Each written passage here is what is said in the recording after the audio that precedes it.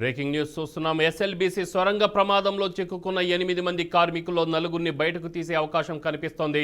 ప్రమాద స్థలంలో ఒక చోట నలుగురు, మరో చోట నలుగురు కార్మికుల ఆనవాళ్లను గ్రౌండ్ పెనెట్రేటింగ్ రాడార్ గుర్తించింది. సొరంగం పైకప్పు కూలిపడిన సుమారు 150 మీటర్ల స్థలంలో ముందు భాగంలో నలుగురు, చివరి భాగంలో నలుగురు ఉన్నట్టుగా నేషనల్ జియోఫిజికల్ రీసెర్చ్ ఇన్స్టిట్యూట్ నిపుణులు అంచనా వేశారు. ముందు భాగంలో ఉన్న నలుగురిని బయటికి తీసేందుకు సింగరేణి, ర్యాట్ హోల్ మైనర్స్ బృందాలతో మాన్యువల్గా తవ్వకాలు చేపట్టారు. కొన్ని గంటల్లోనే వీరిని వెలికి తీసే అవకాశం ఉందని తెలిసింది. ఇక చివరి భాగంలో ఉన్న నలుగురు టెన్నెల్ బోరింగ్ మెషిన్ హెడ్కు సుమారు 15 మీటర్ల వెనకాల చిక్కుకొని ఉన్నట్లుగా భావిస్తున్నారు. అక్కడ సుమారు 18 అడుగుల ఎత్తున మట్టి శిథిలాలు పేరుకొని ఉండటంతో అక్కడున్న నలుగురిని బయటికి తీసేందుకు 1-2 రోజులు పట్టే అవకాశం ఉందని చెప్తున్నారు.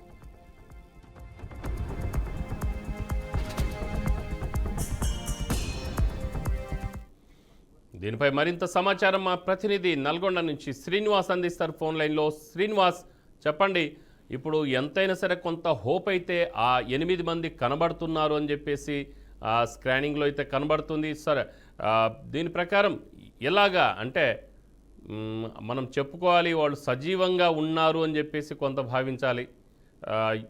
పరిస్థితి ఎలా ఉండబోతుంది? Good morning Ramarao. తెలంగాణ శ్రీశైలం సొరంగ మార్గంలో గత 8 రోజులుగా జరిగినటువంటి 8 మంది కార్మికుల దుర్ఘటన ఒక్కసారిగా తెలుగు రాష్ట్రాలే కాకుండా భారతదేశంలోనే ఒక విషాద ఛాయలు చోటు చేసుకుని చెప్పుకోవచ్చు. ప్రధానంగా చూసుకున్నట్లయితే 8 రోజుల క్రితం తెల్లవారుజామున జరిగినటువంటి ఈ ఘటనలో 8 మంది కార్మికులు అందులో చిక్కుకొని పోవడం, అక్కడ ఉన్నటువంటి సొరంగ మార్గంలో జరిగినటువంటి సంబంధించినటువంటి ఘటన ఒక్కసారిగా దిగ్బంధానికి గురి చేసింది. కుటుంబ సభ్యులే కాకుండా అక్కడ ఉన్న ప్రభుత్వ అధికారులను కూడా పెద్ద ఎత్తున శోక సముద్రంలో ముంచిందని చెప్పుకోవచ్చు. ప్రధానంగా చూసుకున్నట్లయితే 12 రకాల ఉన్నటువంటి నేషనల్ డిఫెన్స్ అకాడమీలో ఉన్నటువంటి సాంకేతిక పరిజ్ఞానంతో ఉన్నటువంటి వారి టీంని రంగప్రవేశం చేసిన ప్రభుత్వం ఒక్కసారిగా అక్కడ ఉన్నటువంటి సిచ్యువేషన్ ని గమనిస్తూ ఎప్పటికప్పుడు వారిని కాపాడడానికి పెద్ద ఎత్తున ప్రయత్నాలు చేసింది. దానికి సంబంధించినటువంటి కమిటీ కూడా ఇది చేయాల్సినటువంటి పరిస్థితి.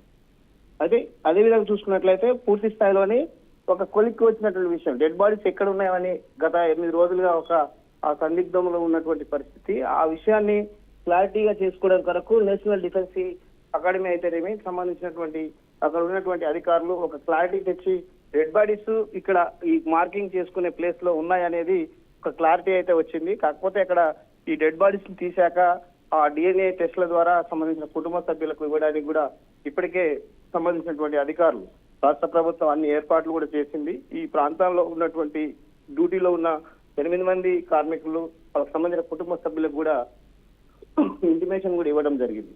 ఈ విషయాలన్నింటినీ పరిగణలోకి తీసుకొని పూర్తి స్థాయిలోని ఒక నివేదిక కూడా సమర్పిస్తున్నారు. ఎవరైతే డెడ్ బాడీస్ ఉంటాయో వాళ్ళకి సంబంధించిన కుటుంబాలకు అందజేయడానికి సంబంధించినటువంటి డిఎన్ఏ టెస్ట్ ద్వారా పూర్తిగా నెరవేర్చి వాళ్ళ కుటుంబాన్ని ఓదార్చడానికి కూడా ప్రభుత్వం ఇప్పటికే ఒక విషయాన్ని ధృవీకరించి దానికి సంబంధించిన నివేదిక కూడా సమర్పించుకుంది.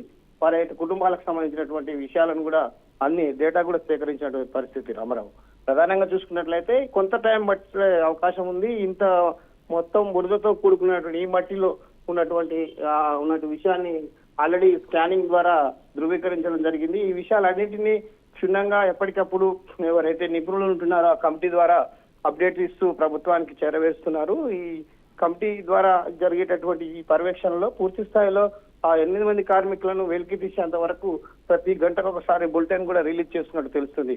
Ramarao. Right Srinivas, thank you.